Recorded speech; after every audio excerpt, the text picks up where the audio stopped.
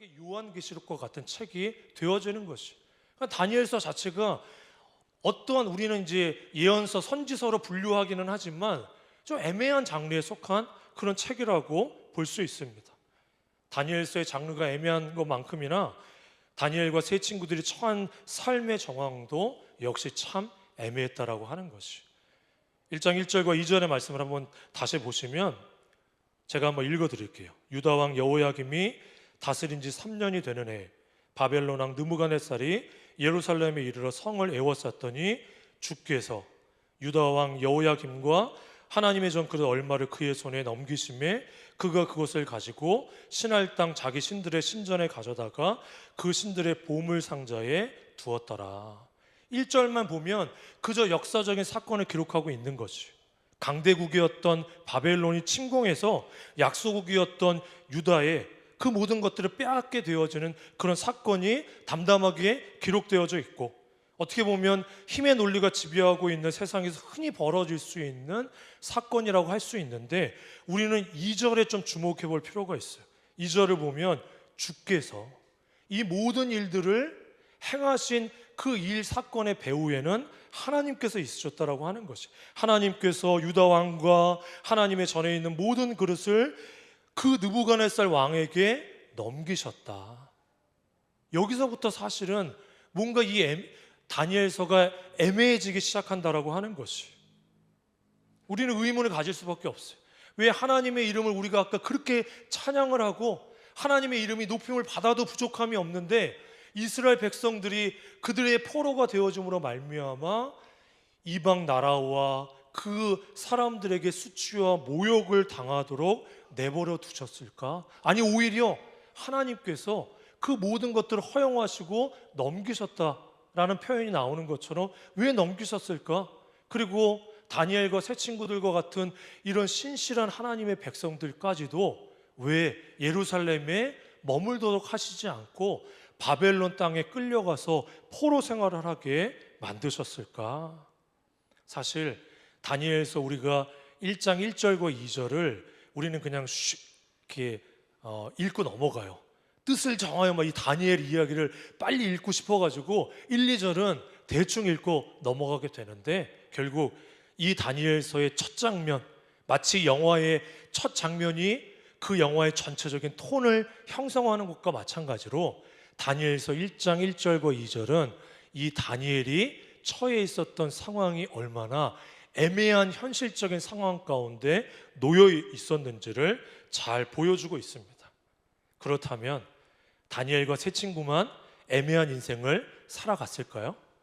가만히 생각해 보면 구원받은 하나님의 백성으로서 이 세상 속에서 여전히 살아가야 하는 우리가 처한 삶도 애매함은 마찬가지입니다. 하나님의 존재를 부정하고 모든 일이 우연처럼 여겨지고 그것을 당연한 것처럼 여기는 세상 속에서 우리는 매일 마치 세상에 포로된 자들처럼 버텨내야 되는 상황에 처할 때가 참으로 많습니다. 여러분 어떻습니까? 오늘 우리가 찬양을 부르며 또 주님 앞에 회개하며 믿음으로 주 앞에 나왔지만 여전히 우리의 마음 한구석에는 왜 내 인생 가운데 내 삶에 여전히 이와 같은 애매함과 이와 같이 속 시원하게 풀어지지 않는 수수께끼와 같은 그런 일들이 끊임없이 반복적으로 일어나고 있는 것일까? 저도 그렇습니다. 개척을 하기 때문에 그런 것이 아니라 지금까지의 신앙생활들을 돌아봤을 때 그래도 하나님 앞에 저의 삶을 드리기로 결단하고 또 주의 말씀에 순종하게 몸부림치며 애쓰며 살아왔지만 정말 예기치 않았던 여러 가지 일들이 저희 현실 앞에 있기도 했고, 그것 때문에 참 하나님을 원망하기도 하고 하나님 앞에 정말 이렇게 토로하며 탄식하며 기도했던 그런 시간들이 꽤 많이 있었습니다. 그래서 다니엘 그리고 이 세 친구들의 이야기는 먼 옛날 정말 우리와는 전혀 상관없는 그런 이야기가 아니라 지금 세속화된 이 세상 한가운데에서 믿음으로 살아내야 하는 바로 우리들의 이야기가 되는 것입니다. 이런 면에서 우리는 그동안에 다니엘서를 좀 잘못 읽은 것 같아요. 다니엘서의 핵심적인 메시지를 너무나 단순하게 가르쳤고 단순하게 받아들였어요. 이런 식이었죠.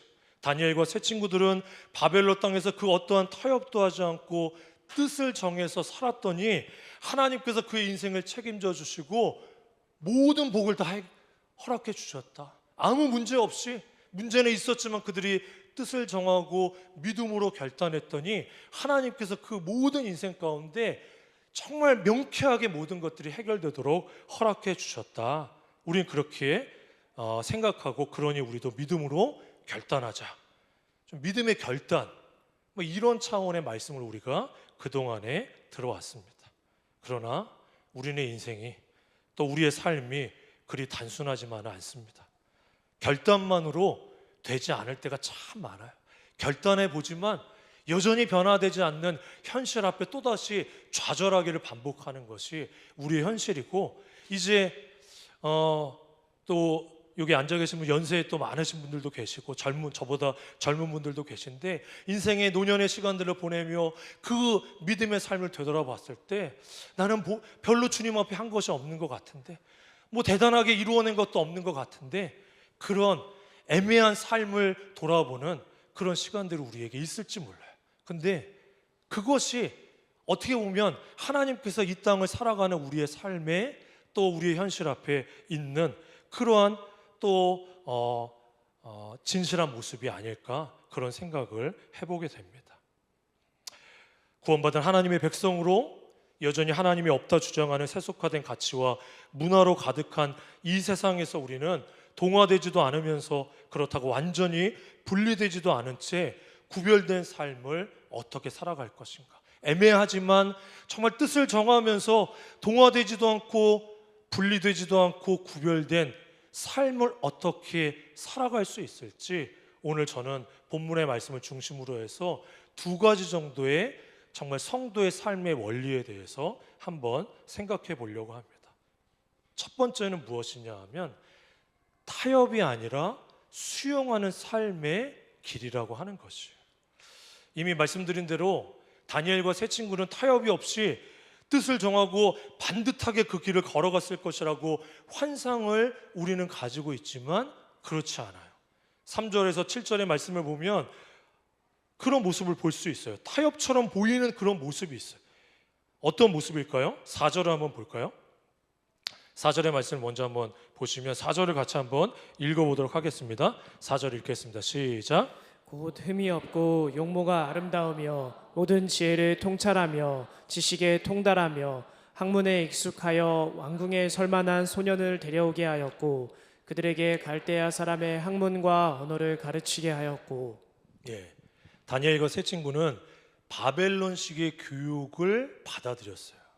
근데 바벨론식의 교육이라고 하는 것은 무엇이냐 하면 사실은 유대교 신앙과는 많은 부분에서 충돌되어지는 것이 바로 바벨론의 문화였고 바벨론식의 교육이었다라고 하는 것이, 당시의 문헌을 보면 그 당시에 문학과 수학과 천문학의 여러 분야에서는 뛰어났지만 바벨론식의 교육이라고 하는 것은 온갖 우상 숭배와 마술과 점성술로 가득했다라고 하는 것이, 여러분 다니엘서를 읽어보면 다니엘이 정말 꿈을 해석하는 그런 장면들이 나타나고 있잖아요. 그 바벨론 안에서는 보편적으로 그런 일을 하고 있는 점성술사들이나 마술사들이 즐비했던 그런 상황 가운데 있었던 것이에요. 그렇기 때문에 다니엘과 세 친구는 정말 유대교 신앙과 믿음과는 배치되어지는 것임에도 불구하고 그 삶의 자리 가운데 그 교육을 받아들이고 있는 그런 모습이 나타나고 있어요.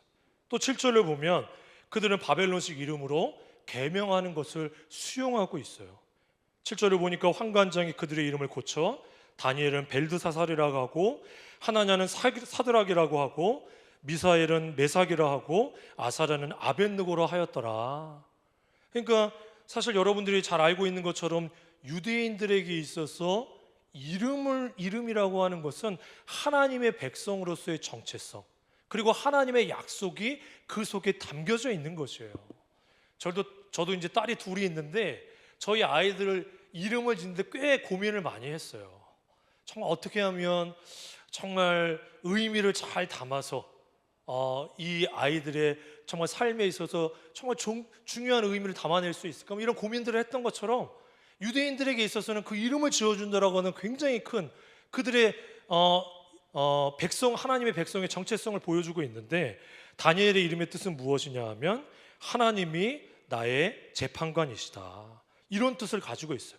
그래서 그 이름에 엘자가 들어가거나 야자가 들어가거나 레아가 들어가면 다 하나님이라고 하는 그 뜻을 가지고 있죠. 그런데 다니엘의 바뀌어진 이름은 벨드사살이에요.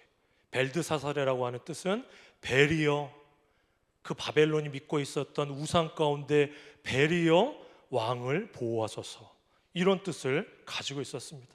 이것을 받아들이는 것은 쉽지 않았을 수도 있어요. 유대인으로서의 자존심과 또 굴욕적인 부분이 되어질 수 있었지만, 다니엘과 세 친구들은 교육뿐만 아니라 그 이름을 받아들이고 있는 그런 모습을 볼 수 있습니다. 두려움 때문에 그랬을까요? 물론 그런 마음이 있었을 수 있지만 바벨론 문화에 마치 타협하는 것처럼 그들은 그 모든 것을 수용하고 있는 모습이 나타나고 있어요. 그러나 만약 그것이 타협하는 것이었다면 왕이 주는 음식도 먹지 말았어야 되죠. 근데 왜 교육은 받고 또 이름은 바꿨는데 그 먹는 음식은 타협하지 않고 그것을 거부했을까? 그뿐만이 아니라 3장과 6장에 걸쳐서 드러나고 있는 풀무풀 사건이나 또 사자굴 사건에서 목숨을 걸고 그들의 믿음의 결단을 보여주는 것이, 이 앞에 그 수용적인 자세를 보이는 그 모습을 볼 때 잘 납득이 되어지지 않는 그런 모습일 수 있는 것입니다. 왜 그들은 타협은 아니지만 이같이 수용적인 태도로 바벨론의 삶을 살아갔을까요? 우리는 이것을 예레미야서 29장 4절로 6절의 말씀을 통해서 그 이유를 한번 추론해 볼 수 있을 것 같습니다.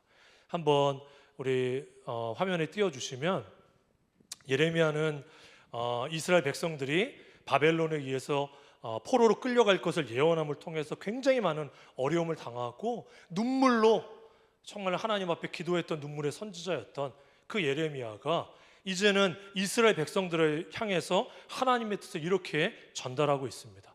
한번 4절부터 6절까지를 같이 한번 읽어보겠습니다. 시작. 만군의 여호와 이스라엘의 하나님께서 예루살렘에서 바벨론으로 사로잡혀 가게 한 모든 포로에게 이와 같이 말씀하시니라. 너희는 집을 짓고 거기에 살며 텃밭을 만들고 그 열매를 먹으라. 아내를 맞이하여 자녀를 낳으며 너희 아들이 아내를 맞이하며 너희 딸이 남편을 맞아 그들로 자녀를 낳게 하여 너희가 거기에서 번성하고 줄어들지 아니하게 하라. 그렇습니다. 예레미야를 통해서 이스라엘 백성들에게 전달되어진 하나님의 뜻은 바벨론에서 잘 살아야 된다, 번성해야 된다, 수가 줄어들지 않고 너의 자식들도 또 너의 정말 자녀들이 또 결혼을 하고 그곳에서 대를 이어서 바벨론을 잘 살아내야 된다, 이러한 말씀을 하고 있는 것입니다. 포로된 그들의 현실을 받아들여 최선을 다해 살아가는 것이 그들을 향한 1차적인 하나님의 뜻이었어요. 잘 이해되지 않는 부분입니다. 잘 납득되어지지 않는 그런 부분일 수 있을 것이에요. 믿음으로 세속화된 이 땅의 삶을 있는 그대로 받아들이며 우리의 일상을 묵묵히 살아가는 것, 이것이 때로는 별 볼 일 없는 것 같고 그저 다 그렇게 살아가는 것 아니야, 이렇게 생각할 수 있지만 우리의 믿음의 삶은 우리가 생각하는 것처럼 그렇게 거창하고 그렇게 대단한 매일의 어떤 결단을 해야지만 이루어질 수 있는 그런 삶이 아닐 수 있다라고 하는 것입니다. 우리가 생각하는 우리의 일상은 거룩한 일과 세속적인 일이 그렇게 명확하게 구분되어지지 않는 애매한 상황과 애매한 일들이 더 많이 있습니다. 하나님께서는 우리를 이 세상에 그리 특별하지 않은 삶의 자리로 부르셨고 그곳에서 우리가 하나님의 백성으로 세상에 있으나 세상에 속하지 않는 그러한 구별된 삶을 살아가기를 원하시고 그것이 바로 믿음의 삶이라고 하는 것이. 여러분, 예를 들면 우리 선교사님들, 우리가 이제 교회에서 파송하기도 하고 이렇게 가시잖아요. 우리가 생각할 때는 선교사님은 눈만 뜨면 기도하고 눈만 뜨면 전도하고 어떻게 하면 교회를 세울까, 이런 일만 하실 것 같죠. 막 그것을 기대해요. 한국에 있는 교회들은 선교 후원금을 보내며 기도하면서 우리 선교사님 오늘도 정말 쉼 없이 기도하시며 말씀을 전하고 복음만을 전하실 텐데, 근데 실상 사실은 그렇지는 않습니다. 저도 예전에 정말 제 인생에 있어 짧은 기간이지만 1년의 시간들을 정말 선교 현장 가운데 가서 정말 그 삶을 살아서 주 앞에 드려야 되겠다 이런 마음으로 간 적이 있었는데, 제가 그 1년의 시간 동안에 얼마나 복음을 전했겠어요. 얼마나 주의 교회를 세우는 일을 했겠어요. 저에게 가장 힘들고 어려운 일은 그 현실의 삶 속에서 그들의 언어를 배우고 문화에 익숙하며 하루하루를 매일매일 살아가는 것이 가장 힘들고 가장 믿음의 삶이었다라고 하는 것을 생각하게 되죠. 마찬가지입니다. 우리의 삶의 터전이 바로 하나님의 백성으로 구별된 삶을 살아가도록 부르신 곳이, 때로는 우리는 이 세상 속에서 배울 것들을 배워야 돼요. 수용적인 자세를 가지고 그들에게 겸손히 배우며 관계를 맺는 삶을 살아가야 된다라고 하는 것이죠. 팀 켈러 목사님이 그의 책 센터 처치에서 이런 우리가 이 세상 속에 정말 일상의 삶을 어떻게 살아가야 되는지를 설명하기 위해서 두 가지의 예를 들어 설명한 부분이 있어요.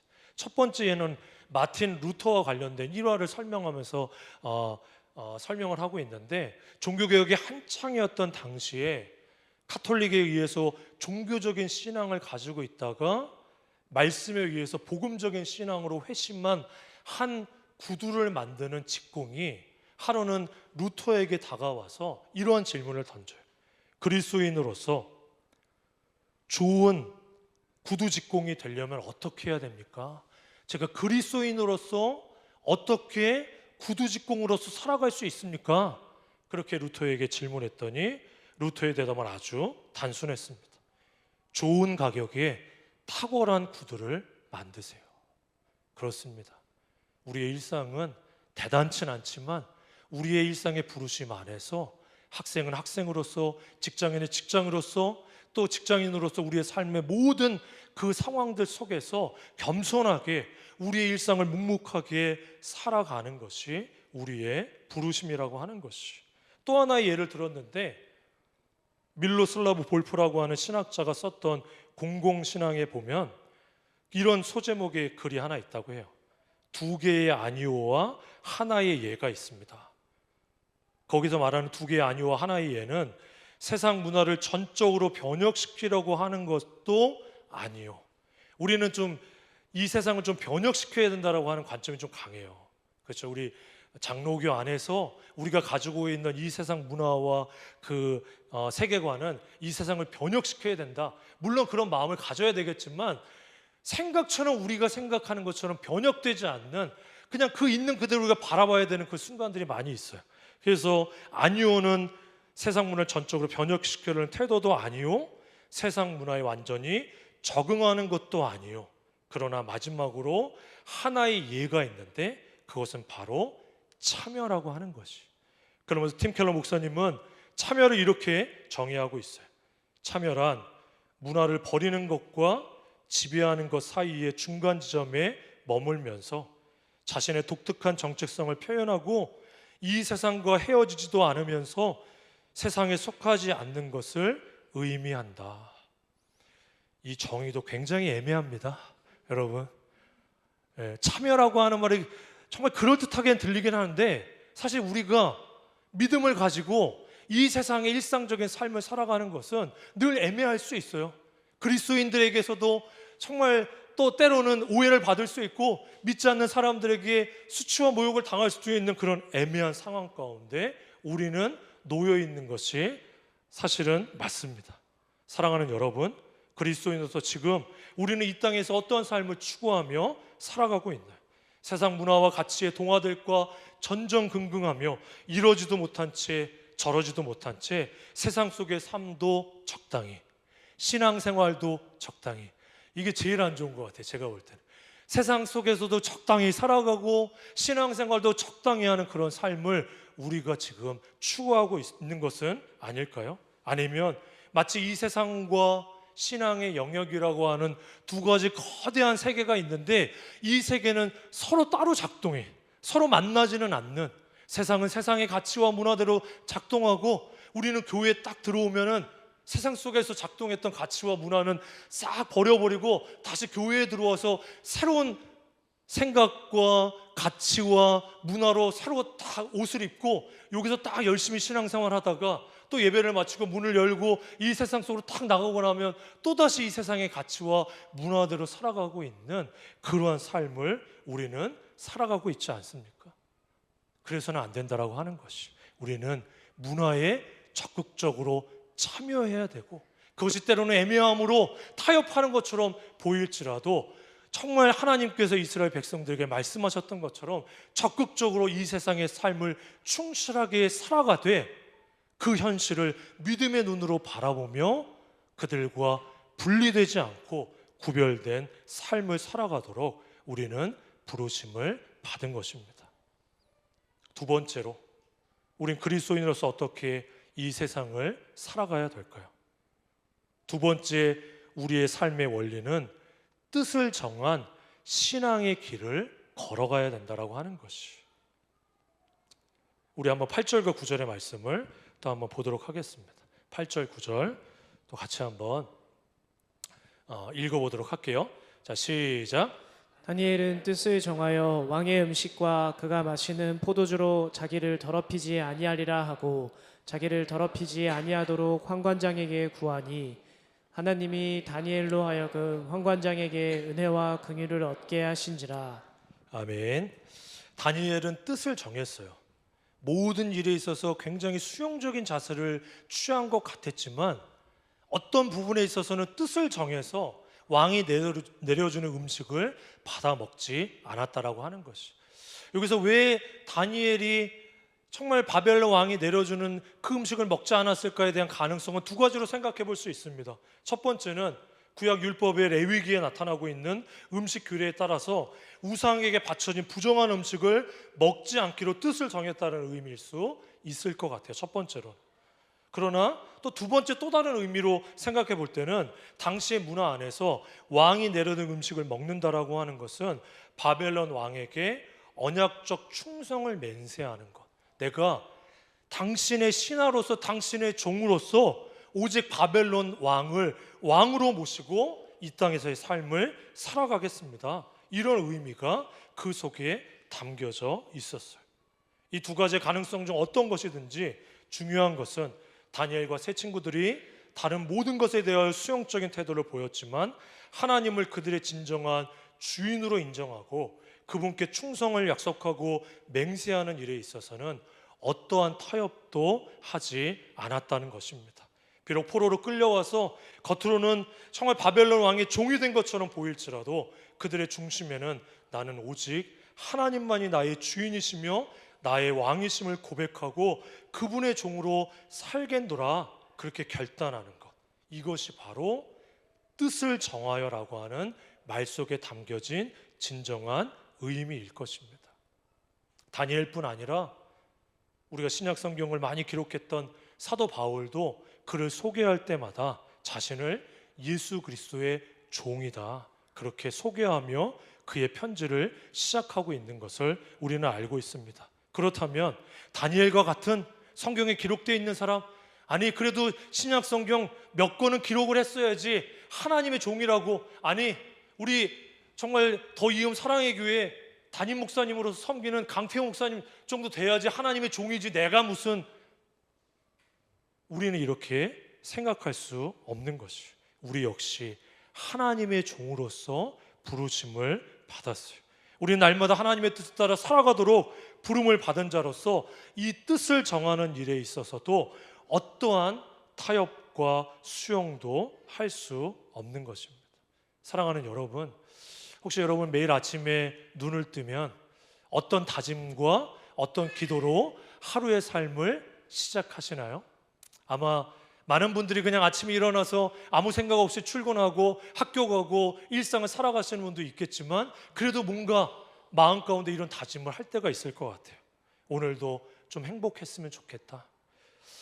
모든 가족이 정말 건강하게 오늘 하루도 참 이렇게 평안하게 하루를 보냈으면 좋겠다. 오늘 나에게 주어진 그 어떠한 일들이 정말 큰 문제 없이 잘 이루어졌으면 좋겠다라고 하는 그런 다짐과 그런 결단, 또 그런 도우심을 구하는 기도를 하고 있을지 모릅니다.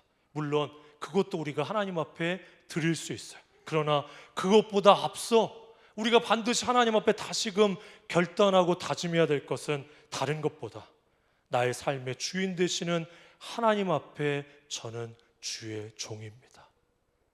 하나님께서 나의 아버지가 되어주시고 또 나는 그분의 자녀이기 때문에 나는 오늘도 하나님의 인도하심과 돌보심 그리고 하나님의 뜻을 가장 우선순위에 두고 나는 주님의 길을 쫓아 살아가겠습니다라고 하는 뜻을 정함으로 하루의 삶을 시작해야 될 것입니다.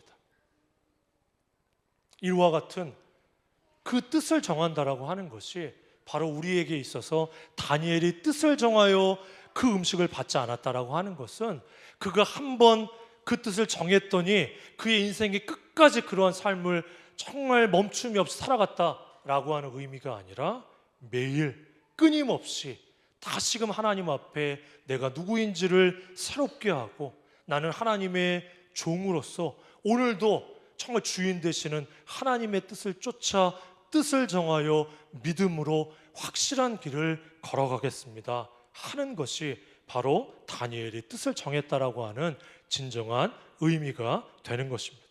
그렇다면 우리는 어떻게 이와 같은 뜻을 정하는 삶을 매일같이 반복적으로 살아갈 수 있을까요? 저는 로마서 12장 1절과 2절의 말씀을 통해서 그 지혜를 얻을 수 있을 것 같아요. 제가 한번 이 말씀은 읽어드리도록 하겠습니다. 그러므로 형제들아 내가 하나님의 모든 자비하심으로 너희를 권하노니 너희 몸을 하나님이 기뻐하시는 거룩한 산 제물로 드리라. 이는 너희가 드릴 영적 예배니라. 너희는 이 세대를 본받지 말고 오직 마음을 새롭게 함으로 변화를 받아 하나님이 선하시고 기뻐하시고 온전하신 뜻이 무엇인지 분별하도록 하라. 바울은 1절부터 11절까지의 말씀에 걸쳐서 복음이 무엇이고 복음으로 말미암아 우리가 어떤 존재가 되었고 하나님과 어떤 새로운 관계를 맺었는지를 상세하게 설명하고 나서 그러고 나서 이제 12장부터 16장까지 우리가 복음 안에서 어떻게 살아가야 되는지 삶의 세세한 부분을 설명하기에 앞서서 두 가지의 아주 중요한 또 원리가 되어지면서 반드시 기억해야 될 것을 설명하고 있어요. 그래서 그러므로 형제들아 내가 하나님의 모든 자비하심으로 너희를 권하노니가 그냥 이렇게 적당히 오늘 뭐 좀 한번 해보시 이런 차원이 아니에요. 막 손을 붙잡고 꼭 가셔야 돼요. 이거 절대 안 하면 안 돼요. 그렇죠? 여러분 그 누군가에게 꼭 해야 되는 그 사람이 이 일을 안 하면 큰일 나는 상황 가운데 있으면 이거 한번 해보시는 게 어떨까요? 저희 교회 좀 한번 오시는 게 어떨까? 이런 차원이 아니라 정말 복음의 은혜가 충만하게 되면 꼭 주님을 믿으셔야 돼요. 정말 이것을 꼭 알으셔야 돼요. 이렇게 이야기하고 있는 것이에요. 지금 바울이. 그러면서 그렇게 이야기하면서 너희 몸을 하나님이 기뻐하시는 거룩한 살아있는 제물로 드려야 된다. 이것이 영적인 예배다. 이 안에서만 드려지는 예배가 아니라 우리의 몸과 마음과 삶의 모든 것을 살아계신 하나님께 살아있는 제물이 되어 드리는 삶을 살아가야 된다. 그것을 어떻게 우리가 살아갈 수 있느냐?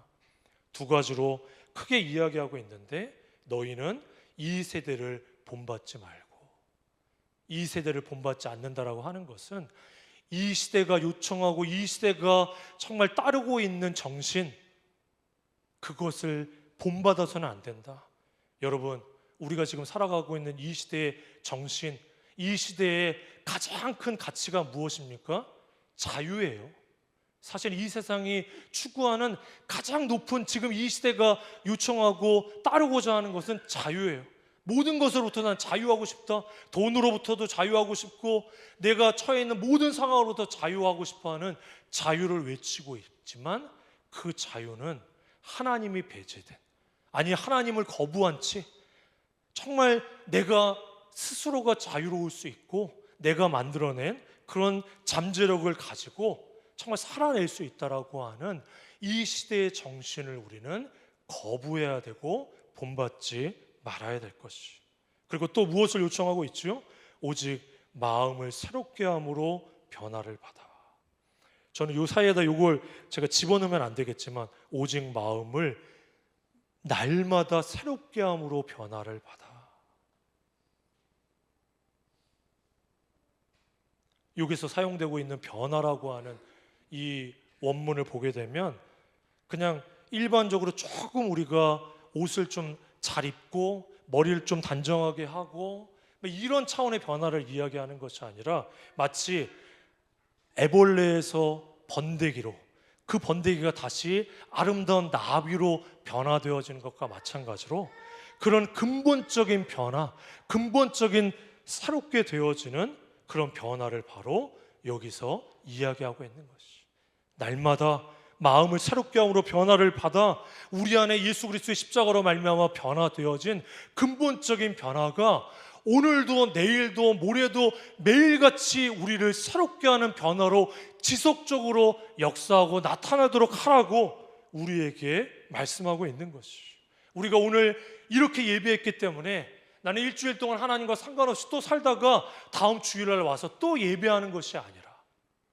제가 듣기로 더 이음 사랑의 교회 어느 교회보다 열심히 모여서 기도하고 있는 걸 듣고 있는데, 우리 금요일마다 열심히 기도했으니까 일주일치 기도는 금요일 밤에 해야지, 월요일부터 나머지 날은 쉬었다가 금요일날 몰아서 기도해야지, 이런 것이 아니라 매일 우리의 마음이, 우리의 심령이, 우리의 삶이, 우리의 모든 것들이 새로워질 수 있기를 위해서 끊임없이 복음 앞으로 나아가 복음의 은혜 안에서 날마다 새로워지는, 복음이 우리를 날마다 변화시키는 그 변화를 받으라고 우리에게 지금 말씀하고 있는 것입니다. 뜻을 정하여 한 번의 결단으로 끝나는 것이 결코 아닙니다. 날마다 복음의 말씀 안에서 우리의 마음을 하나님께 고정하고 그분의 뜻을 사랑하며 하나님이 나의 주인 되심을 고백하는 믿음으로 나아가는 것이 바로 뜻을 정한다라고 하는 진정한 의미일 것입니다. 이제 말씀을 정리하도록 하겠습니다. 우리의 삶, 우리의 일상, 그리고 우리의 신앙의 여정은 참으로 복잡하고 애매할 때가 많습니다. 그럼에도 불구하고 선명한 길로 우리는 나아갈 수 있어요. 그것은 바로 복음 안에서 내가 누구이며 내가 진정한 주인, 나의 진정한 주인이 누구인지를 아는 데에서 시작이 됩니다. 오직 예수 그리스도만이 나의 주가 되시며 나는 그의 종됨을 고백하는 삶의 길이 바로 뜻을 정하여 정말 순종함으로 나아가는 길인 것이에요. 세상 사람들은 종이란 말을 아주 싫어합니다. 억압당하고 자유를 빼앗긴 존재로 생각하기 때문입니다. 그러나 가만히 생각해 보면 우리는 누군가의 종이 될 것인가만을 결정할 수 있지 우리가 완전한 자유인이 될 수 없다라고 하는 것이, 우리가 예수 그리스도의 종이 될 것인가, 아니면 이 세상의 온갖 자유와 만족과 행복을 약속하지만 실제로는 우리에게 어떠한 자유도 만족도 기쁨도 주지 못하는 온갖 우상과 온갖 헛된 것들의 종이 되어 살 것인가, 우리는 결정해야 되는 그 한 가지 길 위에 서 있는 것입니다. 여러분은 지금 누구의 종이 되어 살아가고 있습니까? 우리는 오직 복음 안에서 진정한 자유를 얻었고 얻어갈 수 있는 것입니다. 그 자유 안에서 우리는 자발적으로 그리스도의 종이 되는 자유도 누리게 되었습니다.